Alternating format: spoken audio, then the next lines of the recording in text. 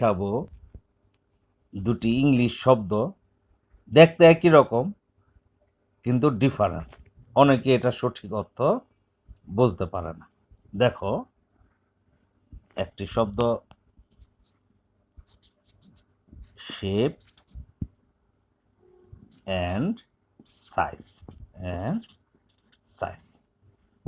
এই shape and সাইজের difference অনেক স্টুডেন্টই ভালো করে জানে না। আজ তোমাদের সেটা ক্লিয়ার করব, শেপ কি এবং সাইজ কি। দেখো, শেপ শেপ অর্থ আগে বোঝো, এটা অর্থ আকৃতি।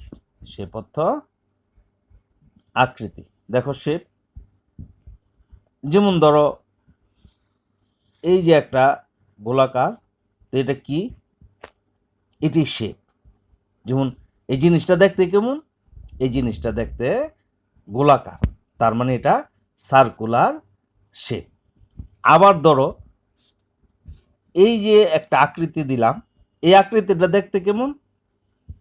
এই আকৃতিটা দেখতে ত্রিভুজ আকার, তার মানে ট্রায়াঙ্গেল। এই কারণে এটা ত্রিভুজ আকৃতির। তার মানে শেপ অর্থ কি? আকৃতি। তার মানে সহজ কথায় শেপ অর্থ রূপ। শেপ অর্থ রূপ, মানে একটা জিনিস দেখতে কেমন সেটাকে বলা হয় শেপ, রূপ, যেটা ইংলিশে অ্যাপিয়ারেন্সও বলে। অ্যাপিয়ারেন্স। আচ্ছা, এখন আসি সাইজ কি।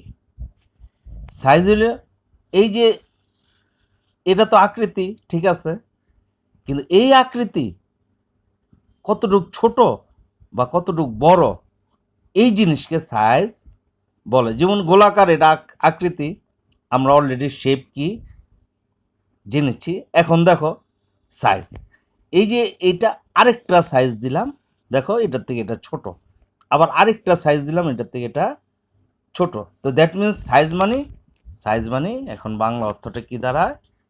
এই যে আকার। সাইজ অর্থ আকার, যেমন যেটা মেজারমেন্ট। তো দ্যাট মিনস কি দাঁড়ালো?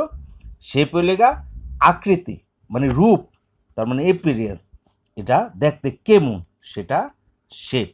আর সাইজ মানে এই যে আকৃতিটা, এই আকৃতিটার আকারটা কেমন, ছোট না বড়, তার মানে মেজারমেন্ট কত সেন্টিমিটার, এটা কত সেন্টিমিটার, এই যে মাপটা আর কি, হ্যাঁ, ছোট না বড়, সেটাকে সাইজ বলে।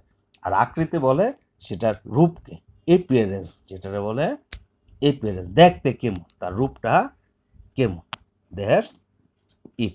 এছাড়াও এই সম্পর্কে আরও ভালোভাবে জানতে বা বুঝতে চাইলে এই নাম্বারে কন্ট্যাক্ট করলে আরও সুন্দরভাবে বুঝিয়ে দেব। That's it.